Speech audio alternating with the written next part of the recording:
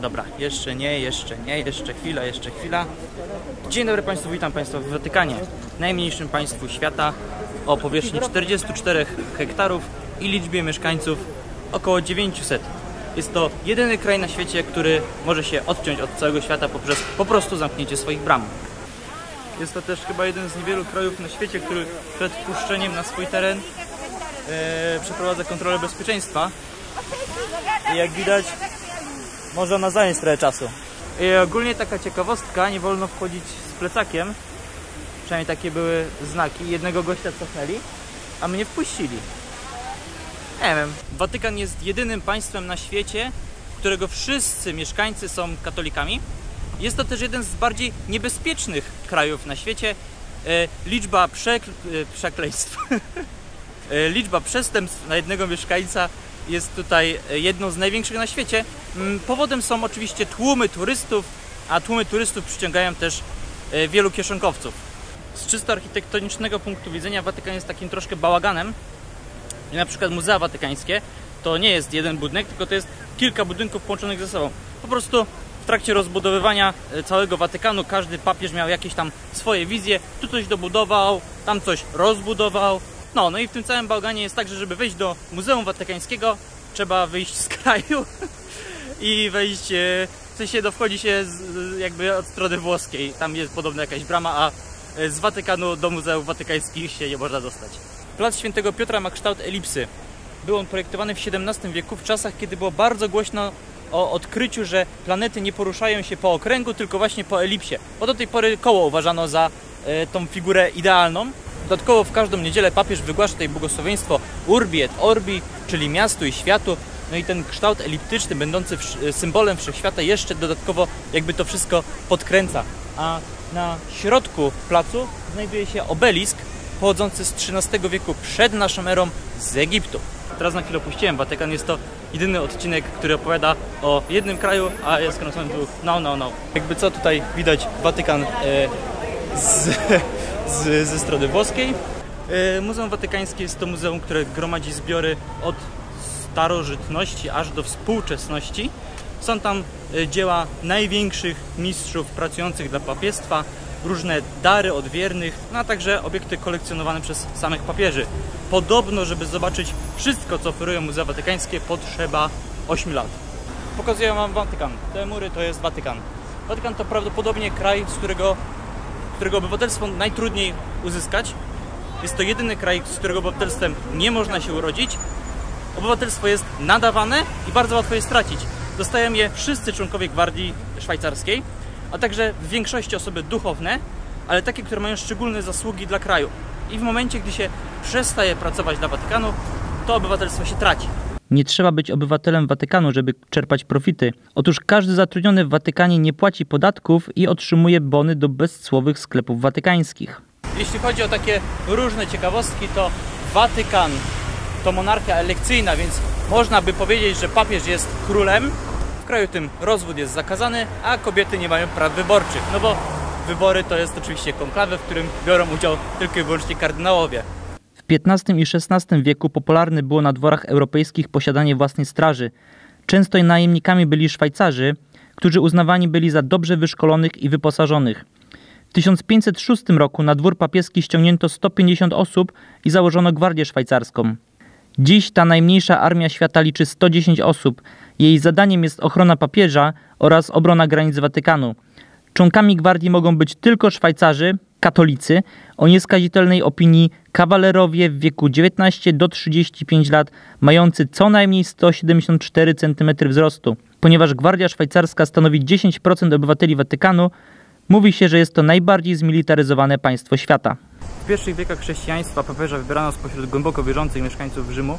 W IV wieku zasadę tę ograniczono tylko do rzymskich duchownych, a w XI wieku jeszcze bardziej ją ograniczono i teraz papieża wybiera się tylko spośród kardynałów. Będąc w Rzymie, nie kupujcie czasem wody, bo co kawałek znajdują się właśnie takie kraniki z zimną i zdatną do picia wodą. Po prostu trzeba zabrać ze sobą butelkę i można sobie pić za darmo. Żeby wybrać papieża, potrzeba 2/3 głosów. Wybory te nazywają się konklawy, czyli pod kluczem. I już tłumaczę dlaczego. Otóż pierwsze konklawy odbyło się w 1271 roku. Gdy po 3 latach kardynałowie nie byli w stanie wybrać spośród siebie papieża, wkurzeni mieszkańcy Rzymu zamknęli ich w pałacu papieskim o chlebie i wodzie i powiedzieli, że ich nie wypuszczą, dopóki nie dokonają wyboru.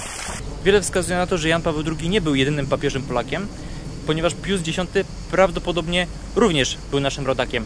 W trakcie całego swojego pontyfikatu był on niezwykle serdeczny dla Polaków, ale to jest jakby oczywiście dowód na jego pochodzenie. Historycy uważają, że jego ojciec był Polakiem, konkretnie Ślązakiem, który wyemigrował do Wenecji w poszukiwaniu pracy, z tym, że fakt ten był ukrywany z tego względu, że Śląsk, czyli zabór austriacki, obawiano się, żeby Polacy ze szczęścia nie oszaleli i nie wzniecili jakiegoś powstania, które mogłoby zakończyć się sukcesem. Biblioteka Watykańska została powołana do życia w połowie XV wieku. Są tam najróżniejsze księgi i dokumenty gromadzone od czasów świętego Piotra oraz liczne książki podarowane przez darczyńców. Łącznie ponad 70 000 manuskryptów i 1 000 000 książek.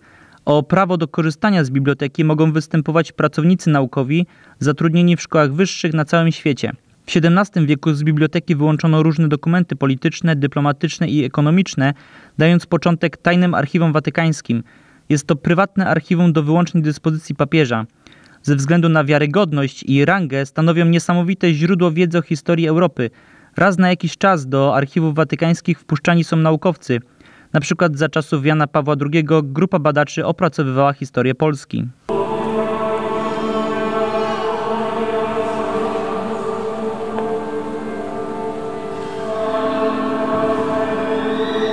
Bawiłem się trochę tamtejszą fontanną i sobie spodnie oblałem.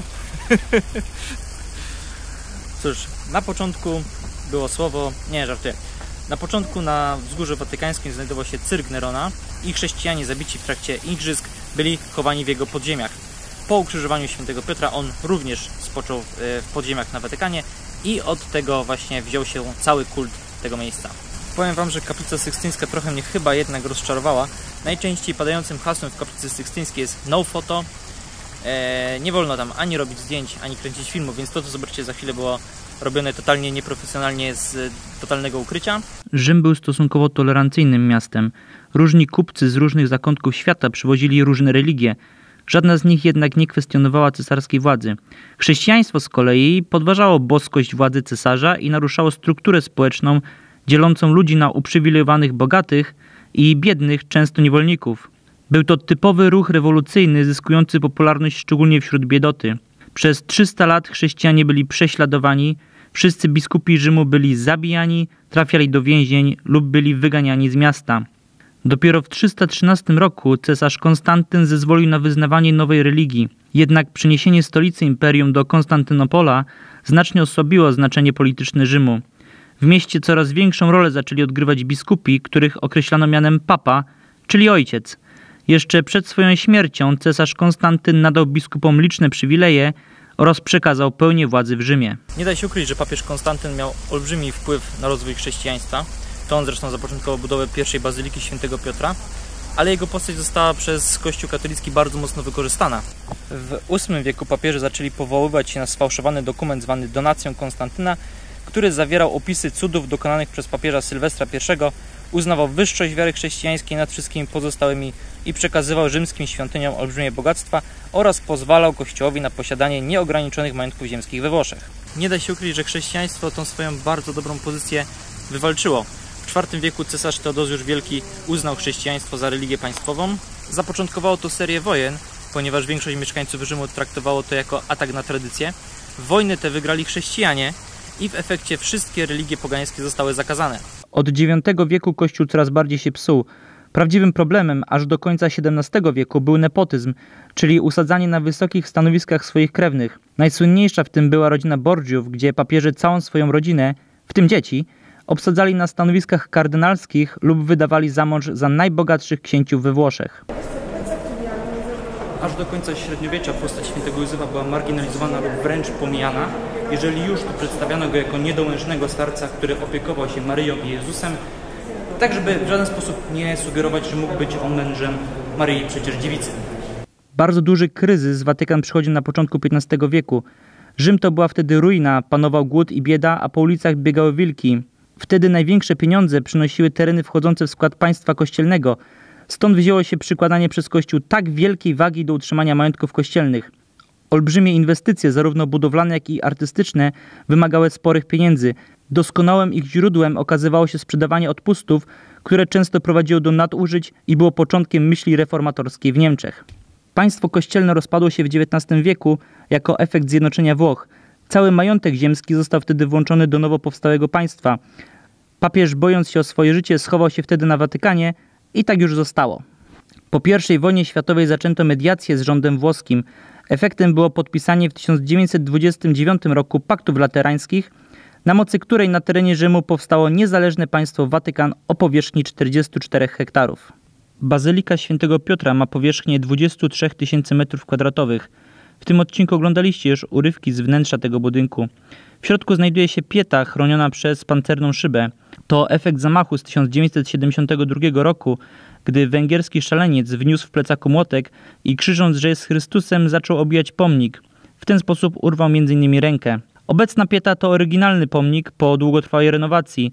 W celu wiernego odtworzenia wykorzystano kopię piety z poznańskiego kościoła Matki Bożej Bolesnej. Wbrew pozorom Watykan ma reprezentację w piłce nożnej, tylko nie jest ona zrzeszona ani w FIFA, ani w UEFA. Jak każdy kraj, Watykan też musi się z czegoś utrzymywać. Tutaj 90% PKB generuje sprzedaż biletów i pamiątek. Natomiast Bazylika Świętego Piotra nie jest największą na świecie bazyliką chrześcijańską. Jest jedna większa, znajduje się w WKS-ie, czyli Wybrzeżu Kości Słoniowej. Tablice rejestracyjne są tutaj bardzo ciekawe. Oczywiście ten najważniejszy numer ma papież i jest to zawsze SCV1. Samochody mają zawsze rejestrację albo SCV, albo CV. SCV to są urzędowe, natomiast CV to są zwykłe, zwykłe, nie? No dobrze, ja już się z Wami powoli żegnam. Jeżeli Wam się podobało, to dawajcie kciuki w górę. Możecie też subskrybować mój kanał, jeżeli jeszcze tego nie robicie. To zawsze jest dla mnie jakaś tam dodatkowa motywacja do dalszej pracy. Na razie. Anche vedo bandiere polacche saluto, bandiere messicane e argentine, anche le argentine.